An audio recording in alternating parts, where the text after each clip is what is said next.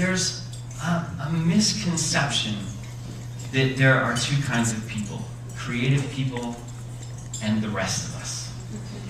And working with corporate sponsors the way we have, we've seen this just painfully manifested in people who say, well, I'm not the creative one. That's not the creative one. But what we found, and we talked about it earlier going into the collabs, is that if you trust the process, you'll find these creative results. Creativity isn't just for artists. This process is for everyone who wants to be creative, whatever it is you do. Let's talk for a minute first about how we came from being a juggler and a lawyer to becoming internet superstars. That's right, our videos are right up there with the video, Look at That Horse. Yeah. This is very funny. You should Google that if you haven't seen it. Well, Fritz and I met back in 2000. We were both studying physical theater and clowning together. And we discovered we had a common curiosity for exploring everyday objects and how they could do unusual and cool things. Fritz was doing one of the routines he was working on was passing his entire body through a wire coat hanger. And I was doing things like playing Stars and Stripes Forever on glasses of water. So let's fast forward to 2005.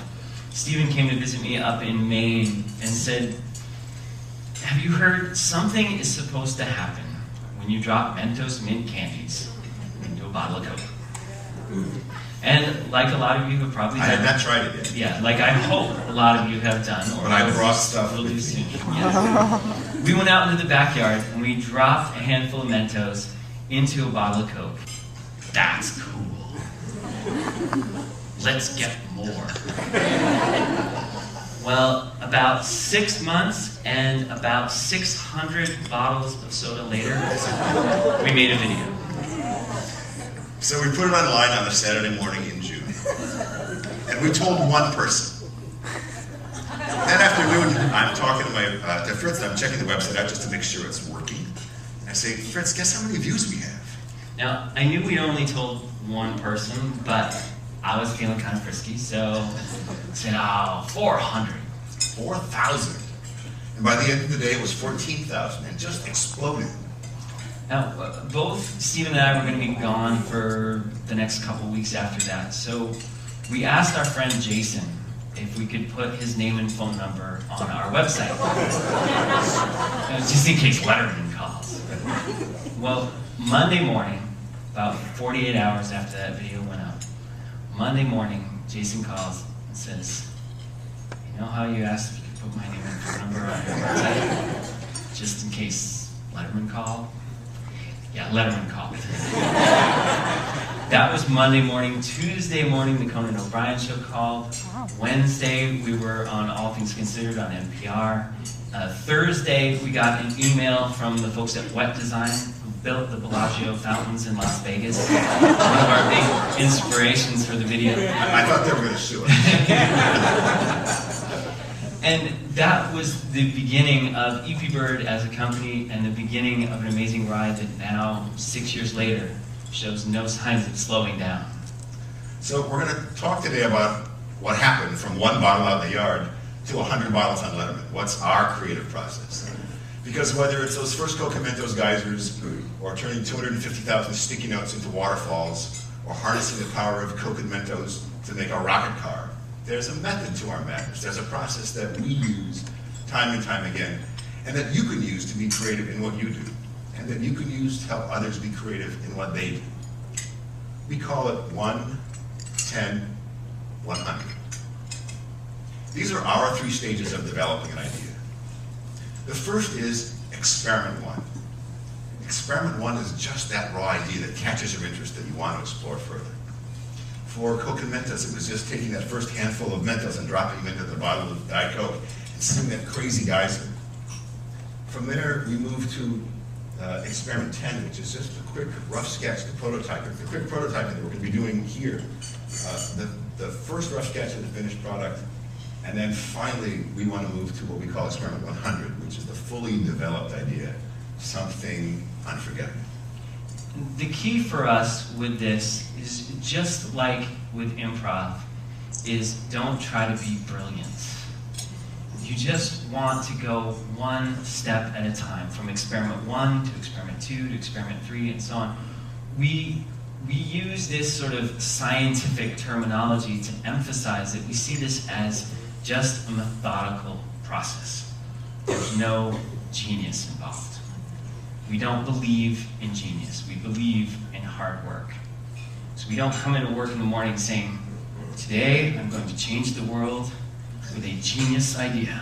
We don't know how to do that. But what we can come into work in the morning and do is say, well, I'm going to try to go from experiment 12 to experiment 13. That is something that I can do. And when you get to experiment 100, people see it as something unbelievably creative because they don't see all of those methodical steps that we went through to get there. The myth of creativity is that you go from experiment 1 to experiment 100 with some bolt of inspiration. We've never seen that. But what we have seen and what we can do and what you can do is just move step by step by step and find really creative results through that process. So let's look at how to get from 1 to 10 to 100. And the place to start is experiment 1. Experiment 1 is that raw idea that catches your interest and you want to explore.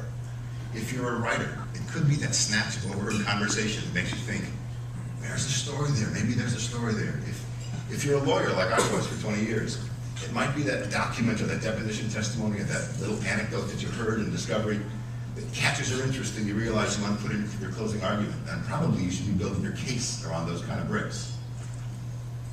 You don't want to look for something perfect. You just want to look for something that catches your interest and it intrigues you. And experiment 1 can be something as simple as a paper airplane.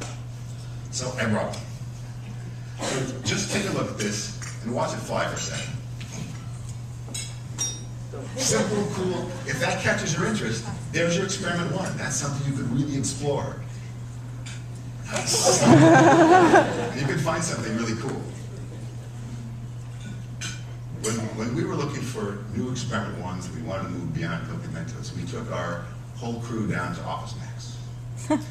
And we spent literally hours walking up and down the aisles, looking at the shelves and examining every product they had, taking careful notes on our clipboards, and in the process, kind of freaking out the Office Max employees. One of them finally came up to us and said, "Are you guys from headquarters? Are you doing some kind of audit here?" We should have said, yes, put this in the car. Yeah. Load it up. Load it up. We need 100 of those and 200 of these. But we left there with a carload full of stuff to play with. And we had no idea what we would find. But we were curious. We were interested in these zigzag pads of sticky notes that are made for pop-up dispensers.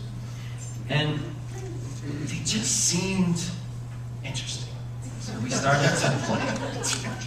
And one of the first ideas we had was it seemed like it should flow like a slinky. As you can see, it catches. It doesn't quite work. Well, for days on end, we tried everything we could think of. We made puppets, we made sculptures, and we kept coming back to this slinky idea, and it kept not working. Well, after 3 days, it finally occurred to us to try this.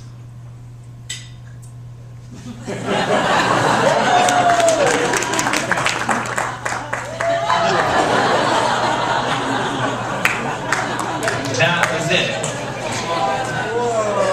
That was that experiment 1, that thing that we were looking for. Things like, I like that.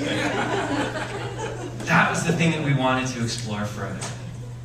So, well, once you got this thing that's like, I want more of that. Well, you got your experiment 1. What's next? Experiment 2.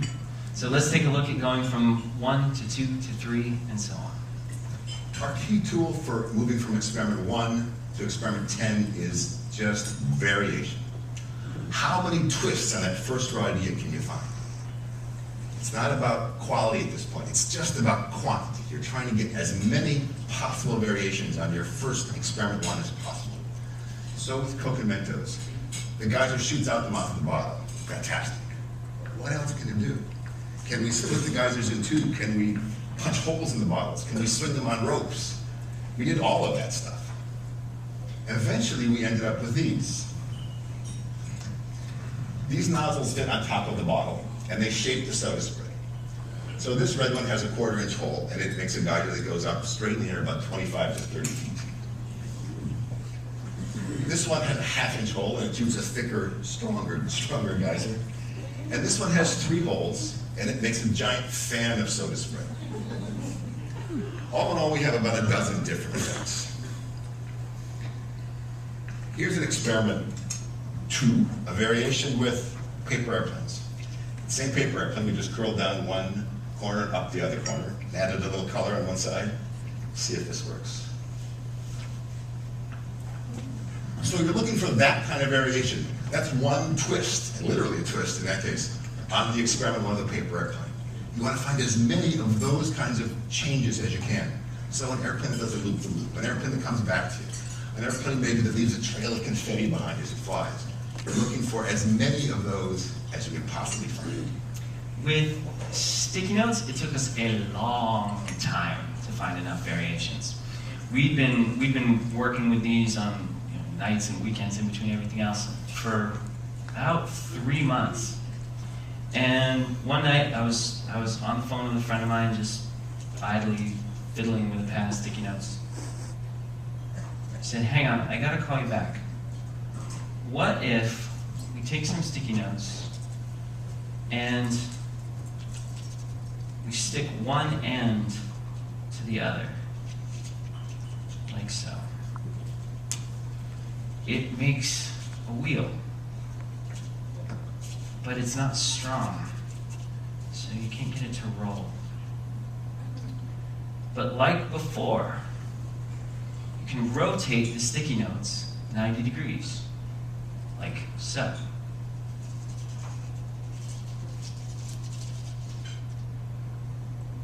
Now it's strong, and now it will roll. So that exploration of variation brings us to our next benchmark, which is experiment 10, the rough sketch. This is the first proof of concept for the finished product. This is, for us, it means going back over our previous experiments, selecting from those variations and combining them into something that has the right shape, a beginning, a middle, and an end.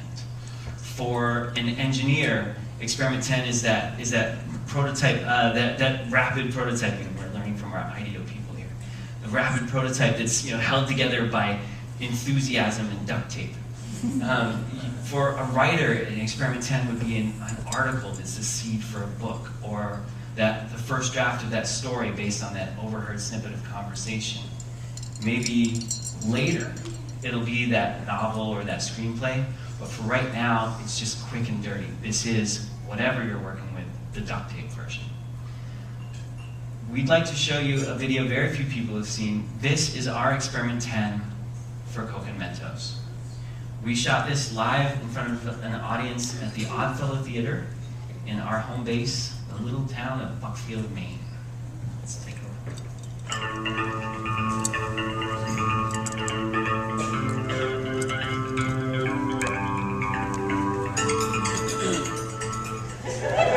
Okay. We are about to do something we've never done before. We are going to try to shoot 10 bottles of Diet Coke, 10 2-liter bottles of Diet Coke into the air using over 60 Mentos. Are you ready? Let's do it.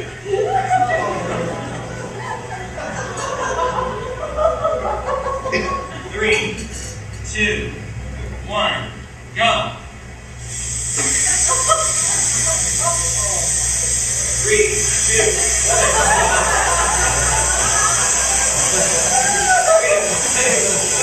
go!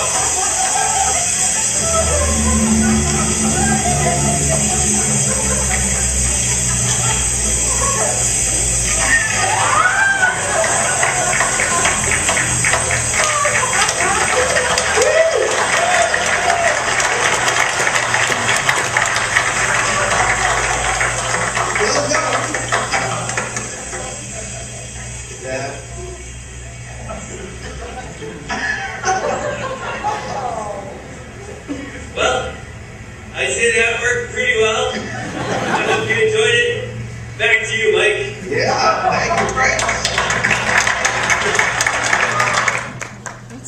So that experiment 10 was shot just 24 hours after our first experiment 1. We had a show the next night. We thought, let's try and get something in the show, and that's what we ended up with. It's not always that fast to get to experiment 10, but you want to make it as fast as possible. You want to get out of your head and into your hands and onto your feet before you let things stay there too long. So 24 hours is great. 10 is the variables of the materials that you're working with. So with sticky notes, for example, that meant what color combinations look good together. How high can you make one of those waterfalls before it physically just starts to fall apart? How fast can the colors change from color to color to color before the change is too fast for the eye to perceive? One of the things that we discovered with sticky notes is that different colored pads flow at different speeds. So the yellow flows faster than the green, which flows faster than the blue, which flows faster than the red, which sucks. Because without that basic tool for synchronization, we had a double of the time getting to our experiment 10. But we stuck with it, and we finally found a solution. We call this synchronizing tape. You may know it as tape. We call it synchronizing tape. And lining up a row of pads like this, and putting a piece of synchronizing tape across the top, means that as we add layers and layers to build larger and larger blocks of sticky notes, every 100 sheets, everywhere there's a piece of synchronizing tape, everything has to move together. And that synchronizing tape was the key to our experiment 10, because it allowed us to choreograph. It allowed us to do this.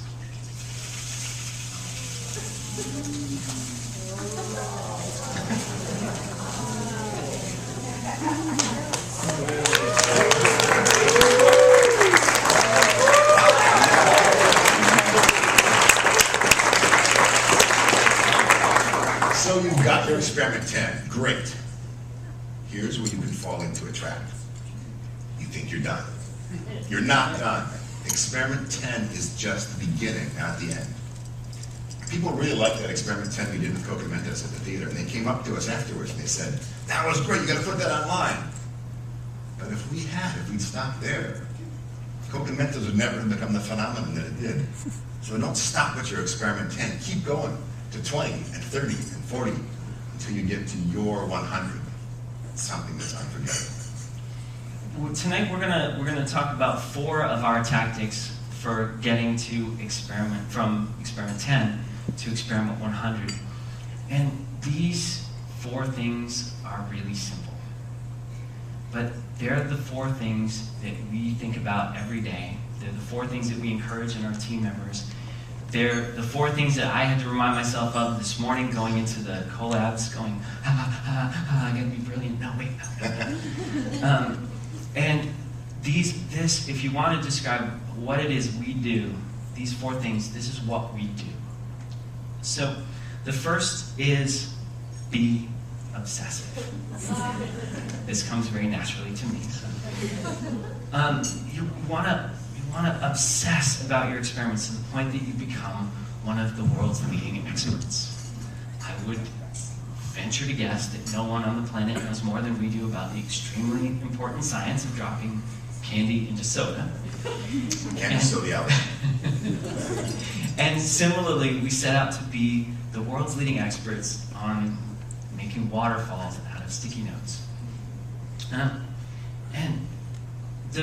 So here's an example of someone who is indeed the world's leading expert at something very odd. His name is Theo Jansen, and his obsession is sculptures that are powered by the wind.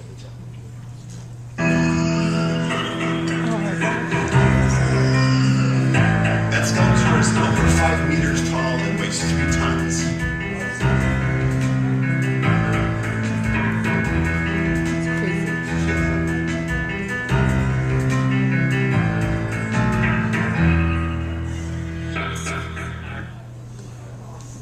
And for those of you who are curious, that video has about, I think, last I looked, about 4 million views online. So, In his book Outliers, Malcolm Gladwell popularized the idea of 10,000 hours, that it takes 10,000 hours to be an expert at something. And I'm sure that Theo Jansen has spent 10,000 hours exploring giant wind-powered sculptures, and I'm sure that many of you have devoted 10,000 hours to something. But one of the things that we've noticed about our experiments is we're not asking for experiment 10,000. We're asking for experiment 100. To put in 10 times the exploration that we did for experiment 10. So whether that's going to take 10,000 hours or 100 hours, we want to put in an order of magnitude more time than the next guy will. When I was first starting out as a juggler, I spent about 6 to 8 hours a day practicing. And in particular with a prop called the Diablo. It's a Chinese spinning top that stays balanced on a string going between two sticks.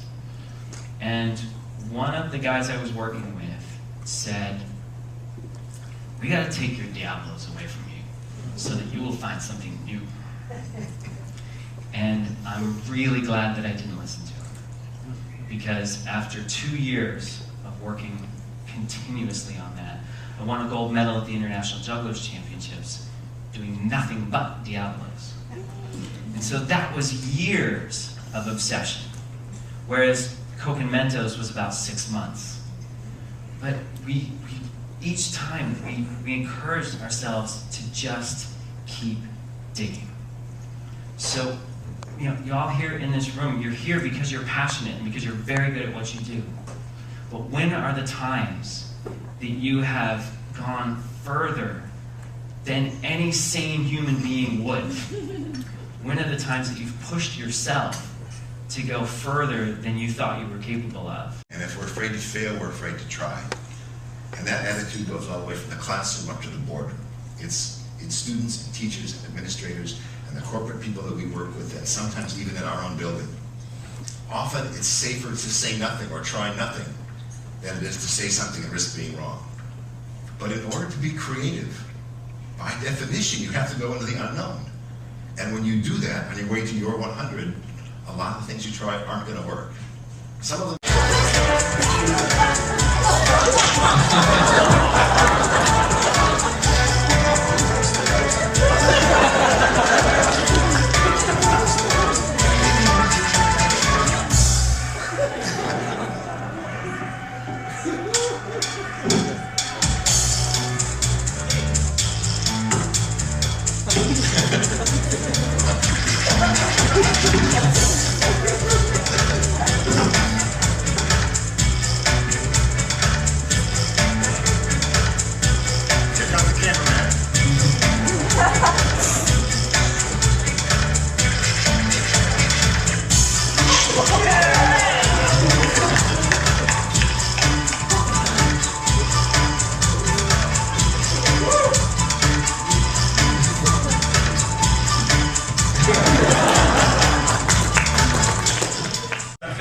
Street. Oh, look at these guys right there. This is what I'm so excited about, ladies and gentlemen. Tonight, I get to ride the rocket car.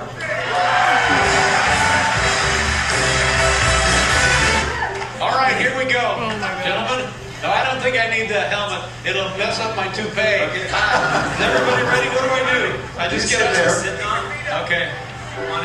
You got some pegs right there that you can put your feet back onto. If you can reach. All right. Oh, nice. Now, you know your front tire is nearly flat. Is that a problem? Your brake is right here. Uh-huh. You may need When in doubt, you can just put your feet down. Okay. Make sure that you don't go into traffic. All right. Well, I'm shooting for the Hudson. See you losers in New Jersey. All right, count me down and let's go. Let's fly this. Here we go.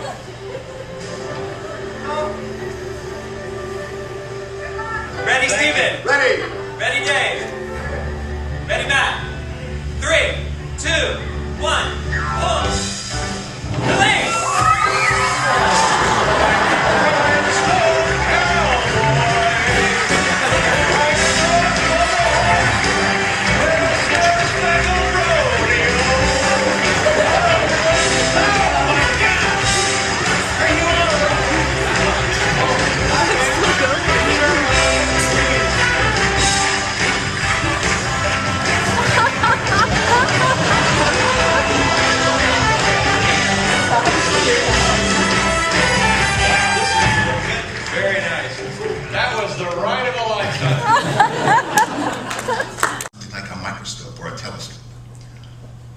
can you do to take your idea and explore it as far as it will possibly go? So Muhammad Yunus discovered long ago that lending someone as little as $20 in his native Bangladesh could change their life. Because they could take that money and invest it in a cell phone or a sewing machine or a dairy cow and start a small business. He took that idea and went extreme, and he started the Grameen Bank, which now has lent over $11 billion to millions of people and has changed lives $20 at a time for millions of people. That's what can happen when you take your idea and go extreme with it. For us, going extreme usually means playing with scale in a literal sense. So what's it like when you have 100, like with Coca Mentos? What's it like with 250,000, like we did with our sticky nut experiments? The idea can become something different when you introduce scale. So a pothole is annoying. Introduce scale, Grand Canyon. Often quantity can change the quality, just by that alone. Let's take a look at something where it's just pure scale at work. The folks at Sony Bravia took something as simple as a bouncing ball and scaled it up. A few years ago, they sent 250,000 Super Balls bouncing down the hills of San Francisco. The only thing you need to know in watching this is that there's no special effects except for some slow motion, but the rest of it is all real.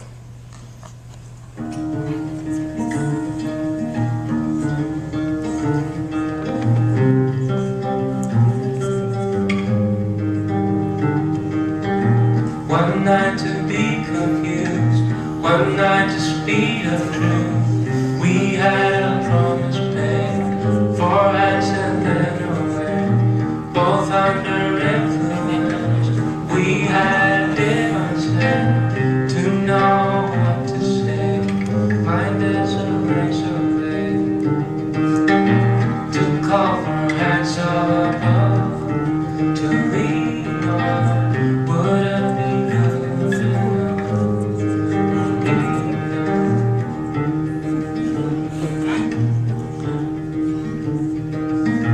One night of magic rush, the star to simple touch. One night to push and scream, and then breathe. 10 days of perfect tunes, the colors red and blue. We had a promise made, we were in love. To call for hands above, to lean on. Would it be good? To call for hands above, to lean on. Would it be good?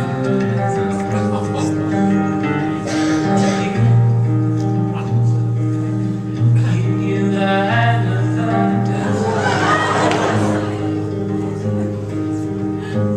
and you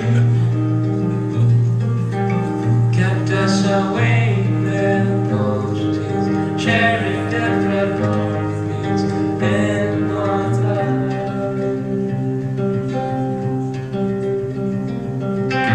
To call for hands above, to lean on. Would it be good enough for me now? To call for hands above, to lean on. Would it be good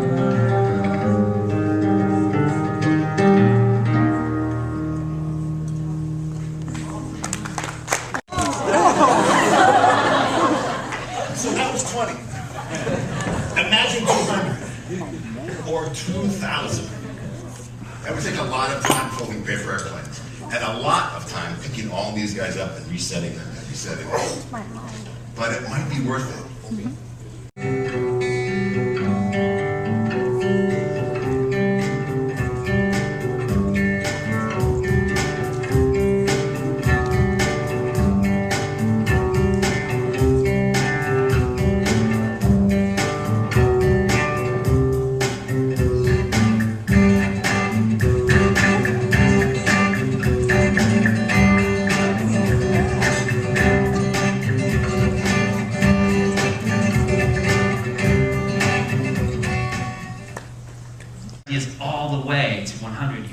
really capture people's imaginations.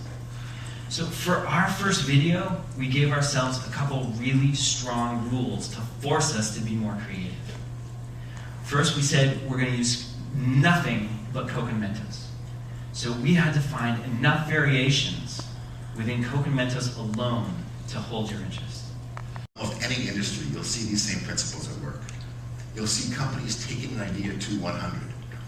There we go. That's a great little dance, but it's not a lot to work with. But he had really clear rules. He was obsessive about what he did. He scaled it up magnificently, and what he got was something truly remarkable. It's about 4 minutes long.